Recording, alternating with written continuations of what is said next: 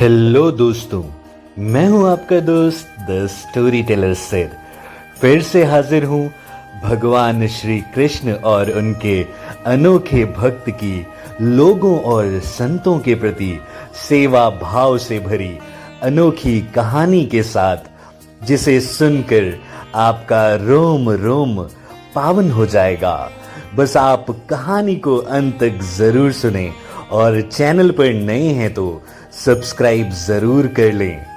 तो दोस्तों, धन्ना जाट का जन्म 20 अप्रैल 1415 को राजस्थान के टोंक जिले के धुआं कला नाम के गांव में एक सामान्य जाट परिवार में हुआ था। इनके पिता गांव के किसान थे, जिनका नाम रामेश्वर जाट था तथा इनकी माता का नाम गंगाबाई गढ़वाल था। धन्ना जाट एक उच्च कोटि के कृष्ण भक्त और कवि हुए। इन्हें धन्ना भगत और धन्ना सेठ के नाम से भी जाना जाता है। धन्ना जी का जन्म एक साधारण किसान परिवार में हुआ था। उनके पिता मुख्य रूप से कृषि और गौ पालन किया करते थे। एक दिन धन्ना जी के परिवार के कुल गुरु, जिनका नाम पंडित त्रिलोचन था, तीर्थ यात्रा करके लौटे और कुछ दिनों के लिए धन्ना जी के घर पर ठहरे। पंडित त्रिलोचन शालीग्राम भगवान की सेवा किया करते थे। वे बड़े भाव से शालीग्राम शिला की सेवा करते, पुष्प अर्पित करते और उन्हें भोग लगाने के बाद ही भोजन ग्रहण किया करते थे। बालक धन्ना पंडित जी को यह सब करते हुए देखता था। उसे भगवान की यह सेवा बहुत पसंद आई। कुछ दिन बाद जब पंडित जी जाने लगे, तब बालक धन्ना पंडित जी के शालीग्राम भगवान के लिए जिद करने लगा। मुझे ठाकुर जी चाहिए, मुझे ठाकुर जी चाहिए। परंतु पंडित जी अपने ठाकुर जी छोटे से बालक को कैसे दे सकते थे। धन्ना जी को उनके माता पिता ने बहुत समझाया, परंतु धन्ना जी नहीं माने। अंत में लोगों ने पंडित जी से कहा, अरे यह तो बालक है, इसे शालीग्राम जैसा कुछ और देकर बहका दो। अगले दिन पंडित जी नदी में स्नान करने गए। वहां से वे एक गोल मटोल थोड़ा बड़ा सा काले रंग का पत्थर ले आए। तब वे धन्ना जी के पास आकर बोले, मैं तुम्हें अपने ठाकुर जी दे दूंगा, लेकिन मेरे पास दो ठाकुर जी हैं, बड़े ठाकुर जी और छोटे ठाकुर जी। तुम्हें कौन से ठाकुर जी चाहिए? धन्ना जी ने झट से जवाब दिया, मुझे तो बड़े ठाकुर जी चाहिए। पंडित जी भी तो यही चाहते थे। पंडित जी ने धन्ना जी को वह बड़ा काला पत्थर बड़े ठाकुर जी बताकर दे दिया। ठाकुर जी को पाकर धन्ना जी बहुत प्रसन्न हो गए। वे बड़े भाव से उनकी सेवा करने लगे। धन्ना जी गाय चराने खेतों में जाते तो ठाकुर जी को अपने साथ ले जाते। धन्ना जी की माँ ने उनको बाजरे की रोटी, साग, अचार और गुड़ खाने को दिया। अब धन्ना जी ने भी निश्चय किया कि वे भी पंडित जी की तरह ठाकुर जी को भोग लगाने के बाद ही भोजन ग्रहण करेंगे। धन्ना जी ने खेतों में बहुत प्रेम से ठाकुर जी को पुकार कर भोग लगाया, परंतु ठाकुर जी भोग लगाने नहीं आए। धन्ना जी ने निश्चय किया, जब तक ठाकुर जी स्वयं प्रकट होकर भोग नहीं लगाते, वे भी भोजन ग्रहण नहीं करेंगे। जब ठाकुर जी ने धन्ना जी की रोटी का भोग नहीं लगाया, तो धन्ना जी ने शाम को वो रोटी गाय को खिला दी। 3 दिनों तक ऐसा ही चलता रहा। न ठाकुर जी भोग लगाते और न धन्ना जी भोजन ग्रहण करते। चौथे दिन धन्ना जी की माता फिर से रोटी लेकर आईं। अब धन्ना जी खेतों में जोर जोर से रोने लगे और ठाकुर जी से गुहार लगाने लगे। वे बोले, आप तो बड़े ठाकुर जी हैं, आपको तो लोग रोज 56 भोग खिलाते होंगे, परंतु मैं बालक 3 दिन से भूखा और परेशान हूँ। आपको मुझ पर दया नहीं आती क्या? मुझ पर दया करके ही थोड़ा भोग लगा लें, जिससे मैं भी कुछ खा सकूं। पंडित जी ने कहा है कि आपको खिलाए बिना कुछ नहीं खाना, इसलिए पहले आप खा लो, उसके बाद ही मैं खा सकूंगा। धन्ना जी के भोलेपन से की गई प्रार्थना सुनकर भगवान श्री कृष्ण साक्षात प्रकट हो गए। अपने ठाकुर जी को देखकर धन्ना जी बहुत प्रसन्न हुए। उन्होंने ठाकुर जी को माँ की दी हुई बाजरे की रोटी, साग और गुड़ खाने को दिया। ठाकुर जी बड़े चाव से रोटी खाने लगे। 4 रोटियों में से 2 रोटी ठाकुर जी ने खा ली। जब ठाकुर जी तीसरी रोटी खाने लगे, तब धन्ना जी ने उनका हाथ पकड़ लिया और कहा, सारी रोटियां आप ही खा जाएंगे, मुझे भी तो भूख लगी है, मैंने तो 4 दिनों से कुछ भी नहीं खाया। यह सुनकर ठाकुर जी मुस्कुराने लगे और बची हुई 2 रोटियां धन्ना जी ने खाईं। अब तो यह उनका रोज का नियम हो गया। धन्ना जी जब गाय चराने जाते तो खेतों में जाकर ठाकुर जी के साथ ही भोजन करते। एक दिन ठाकुर जी ने धन्ना जी से कहा, तुम रोज मुझे रोटी खिलाते हो, मैं मुफ्त में रोटी नहीं खाना चाहता, इसलिए मैं रोटी के बदले तुम्हारा कोई काम कर दिया करूंगा। धन्ना जी ने कहा, मैं तो बालक हूं, केवल गाय ही चराता हूं, मैं आपको क्या काम बता सकता हूं। ठाकुर जी बोले, मैं तुम्हारी गाय ही चरा दिया करूंगा। उस दिन के बाद से ठाकुर जी धन्ना जी की गाय चराने लगे। एक दिन धन्ना जी ने ठाकुर जी से पूछा, आप मुझे अपने हृदय से क्यों नहीं लगाते हैं? ठाकुर जी ने कहा, मैं तुम्हें प्रत्यक्ष तो हो गया हूं, लेकिन मैं पूरी तरह से तब मिलता हूं जब कोई सद्गुरु की शरण ले लेता है। अभी तक तुमने किसी गुरु की शरणागति ग्रहण नहीं की है, इसलिए मैं तुम्हें अपने हृदय से नहीं लगा सकता। धन्ना जी बोले, मैं तो जानता ही नहीं कि गुरु किसे कहते हैं, फिर मैं किसे अपना गुरु बनाऊं? ठाकुर जी बोले, काशी में जगत गुरु श्री रामानंदाचार्य मेरे ही स्वरूप में विराजमान हैं, तुम जाकर उनकी शरणागति ग्रहण करो। ठाकुर जी के कहे अनुसार धन्ना जी ने काशी जाकर श्री रामानंदाचार्य जी की शरणागति ग्रहण कर ली।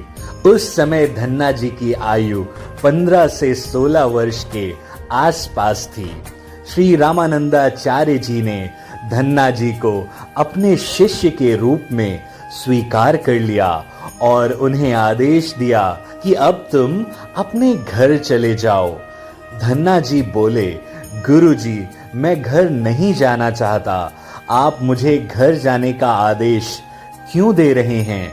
गुरुजी बोले, अगर तुम यहाँ रहकर भजन करोगे तो केवल तुम्हारा ही कल्याण होगा, लेकिन अगर तुम अपने घर जाकर खेती किसानी करते हुए, अपने माता पिता की सेवा करते हुए भजन करोगे तो तुम्हारे साथ कई जीवों का उद्धार हो जाएगा।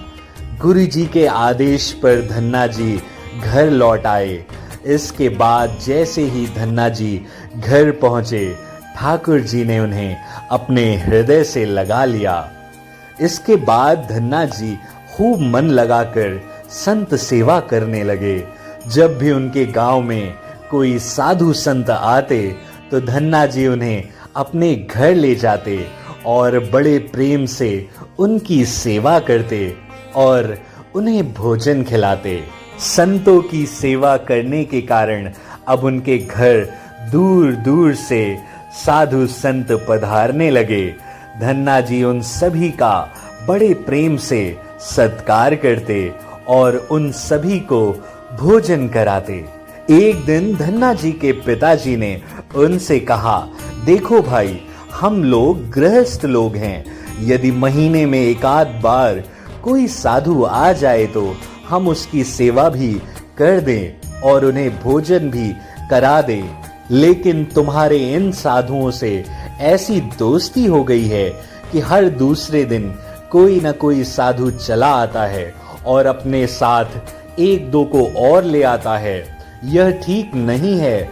हम अपनी खेती बाड़ी का काम करें या इन साधुओं की सेवा करें। तुम तो अभी बालक हो, कुछ कमाते नहीं, तुम्हारा पालन पोषण भी हम ही करते हैं और ऊपर से तुम इन साधुओं को बुला लाते हो। इस प्रकार इन निठल्ले साधुओं की सेवा करना ठीक नहीं है। इसलिए एक बात कान खोल कर सुन लो। आज के बाद यदि तुम किसी भी साधु को घर लेकर आए तो मैं उन्हें घर में नहीं घुसने दूंगा। यदि तुम्हें साधु सेवा करनी है तो पहले कुछ कमाई करो, फिर अपनी कमाई से साधु सेवा करना। पिताजी की बात सुनकर धन्ना जी उदास हो गए और चुपचाप खड़े हो गए। तब पिताजी ने धन्ना जी को डांटते हुए कहा, आज के बाद किसी साधु को घर लेकर मत आना और जाओ खेतों में गेहूं बोकर आओ। खेत तैयार हैं, बोरियों में गेहूं के बीज रखे हैं, इसे बैलगाड़ी में रखकर ले जाओ और खेत में बो दो। धन्ना जी ने बैलगाड़ी में गेहूं की बोरियां रख लीं और खेत में बोने चल दिए। धन्ना जी थोड़ी ही दूर चले थे, उन्हें मार्ग में 5-6 संतों की टोली दिखाई दी। धन्ना जी बैलों से उतरकर उन्हें साष्टांग प्रणाम किया। संतों ने धन्ना जी को आशीर्वाद दिया और पूछा, बेटा इस गांव में धन्ना जी का घर कौन सा है? सुना है वो जगत गुरु श्री रामानंदाचार्य के शिष्य हैं और बहुत छोटी उम्र में ही उन्होंने भगवान का दर्शन प्राप्त कर लिया है। हम भी उनका दर्शन करना चाहते हैं। यह सुनकर धन्ना जी संकोच में पड़ गए और वे हाथ जोड़कर बड़ी विनम्रता से बोले, महाराज मुझे ही लोग धन्ना भगत कहते हैं। संत बोले, भगवान की बड़ी कृपा है, हम जिनसे मिलने आए थे वे यहीं मिल गए। निश्चित ही आप ऐसे ही भक्त हैं जैसा आपके विषय में सुना था। कितनी विनम्रता है आप में। चलिए आपके घर चलते हैं, वहीं बैठकर आपसे चर्चा करेंगे। धन्ना जी ने सोचा, अभी पिताजी ने साधुओं को घर लाने के लिए मना किया है। यदि मैं खेतों में बीज बोने के बजाय इन साधु संतों को घर ले गया तो पिताजी आसमान सर पे उठा लेंगे और इन साधुओं को भी भगा देंगे। तब धन्ना जी कुछ विचार करके बोले, महाराज अभी घर पर कोई नहीं है, मैं भी खेतों की तरफ जा रहा हूँ, आप भी मेरे साथ वहीं चलिए। संत बोले, ठीक है, हमें तो आपसे मिलना था, अब आप जहाँ ले चलें हम वहीं चलेंगे। फिर धन्ना जी उन सभी को अपने साथ खेत ले गए। खेत में एक पेड़ के नीचे बने चबूतरे पर साधुओं को बैठाकर बोले, महाराज आप कुछ देर यहीं पर विश्राम कीजिए, तब तक मैं आपके भोजन की व्यवस्था करता हूँ। यह कहकर धन्ना जी वहां से बैलगाड़ी लेकर चले गए। बैलगाड़ी लेकर सीधे धन्ना जी बनिए की दुकान पर पहुंचे।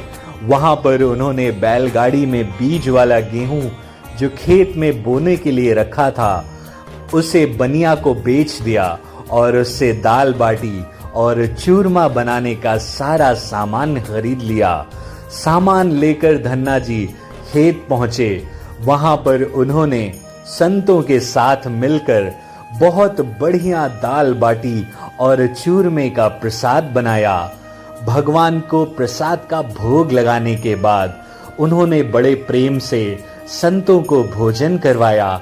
इसी बीच भागवत चर्चा भी होती रही।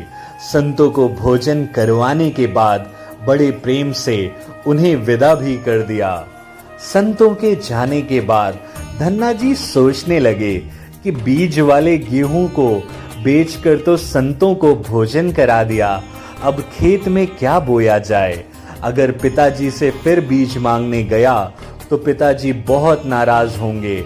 यह सोचकर धन्ना जी ने बोरियों में रेत भर ली और आसपास के लोगों को दिखाने के लिए उस रेत को ही खेतों में बोने लगे। धन्ना जी ने राम राम का नाम लेते हुए शाम होने तक बोरियों की सारी रेत खेत में छिड़क दी। आसपास के खेत वाले देख रहे थे कि धन्ना जी खेतों में गेहूं बो रहे हैं, लेकिन वो तो खेतों में रेत बो रहे थे। खेत बोने के बाद धन्ना जी बड़े प्रसन्न मन से घर की ओर चल दिए। वे सोचने लगे खेतों में तो कुछ उगना नहीं है, तो देखभाल भी नहीं करनी पड़ेगी। घर पर पिताजी ने पूछा, खेत बो आए? धन्ना जी ने बोला, जी पिताजी, बो आया। कुछ दिन बाद धन्ना जी के पिताजी और गांव के कुछ बड़े बूढ़े लोग धन्ना जी के पास आए और बोले, तुमने कैसा खेत बोया है? ऐसी फसल तो हमने अपने जीवन में आज तक नहीं देखी। ऐसा लगता है जैसे गेहूं का एक एक दाना नाप नाप कर एक समान दूरी पर बोया गया है और सारे ही दाने उग आए हैं। इतनी सुंदर फसल तो हमने आज तक नहीं देखी।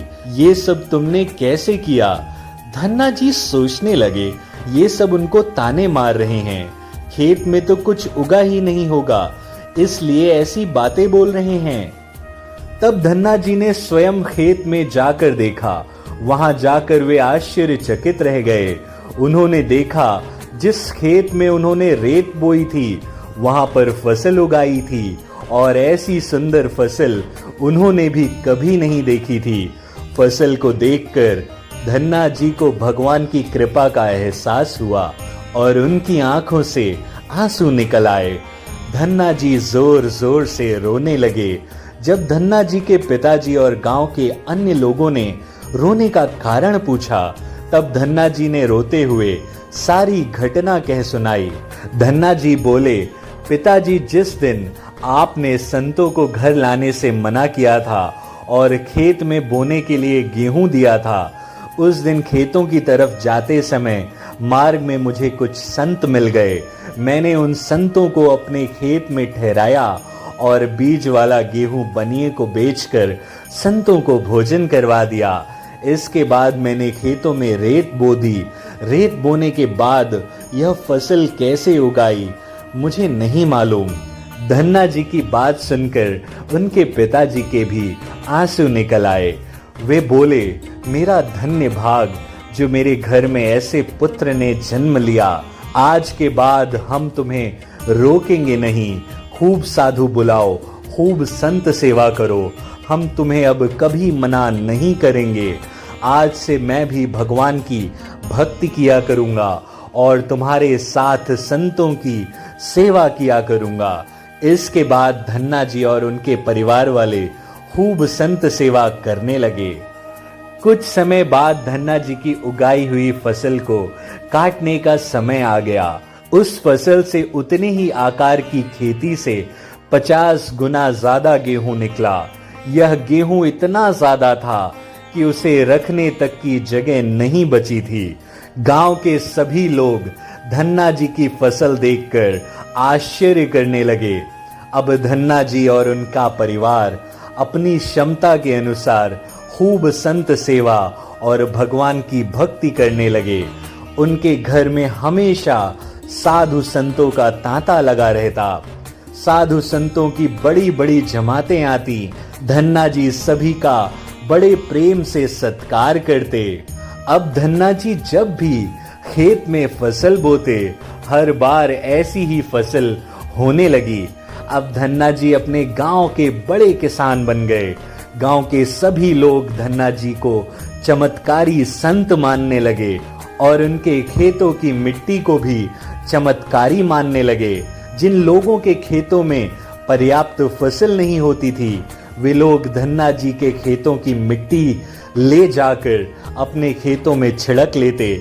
इससे उनकी फसल भी अच्छी होने लगी। चारों तरफ धन्ना जी की जय जयकार होने लगी।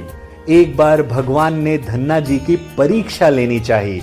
धन्ना जी के गांव में अकाल पड़ गया। धन्ना जी बड़े किसान थे। उनके पास बहुत खेती थी और अन्न के भंडार भरे थे। अकाल के कारण उनके गांव और आसपास के क्षेत्रों के ब्राह्मण, संत, गरीब और जरूरतमंद लोग धन्ना जी के पास मदद की उम्मीद से आने लगे। धन्ना जी उन्हें दोनों हाथों से भंडार लुटाने लगे। कभी कोई जरूरतमंद उनके घर से खाली हाथ नहीं लौटा।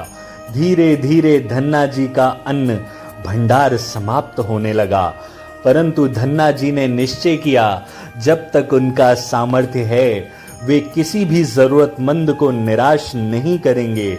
अपना सब कुछ बेचकर भी वे लोगों की मदद करेंगे।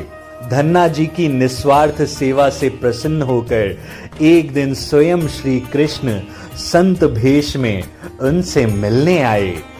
संत रूपी भगवान श्री कृष्ण ने उन्हें तुम्बा के बीज दिलाए जिससे कमंडल बनाया जाता है और कहा, धन्ना जी इन बीजों को अपने खेतों में बो दो और जब इनकी फसल पक जाए तो उससे जो भी प्राप्त हो उसे लोगों की सेवा में खर्च करना। धन्ना जी ने ऐसा ही किया।